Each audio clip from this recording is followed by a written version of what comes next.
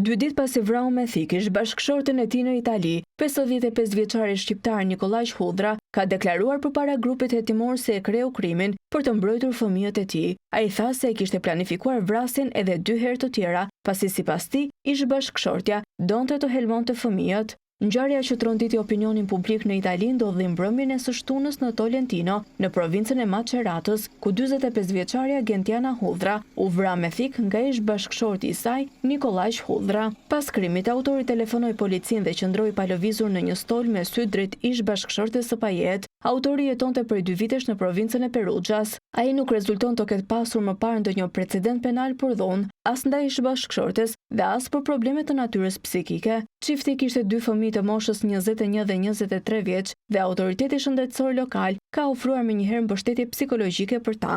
Ndërkohë, vendi ku ndodhi krimi është mbushur me lule, shënime ngushëllimi, fjongo të kuqe dhe mesazhe të forta kundër dhunës ndaj grave. Vrasja e Gentiana Hudrës është rasti i 33 i dhunës ndaj grave në Itali që nga fillimi i vitit.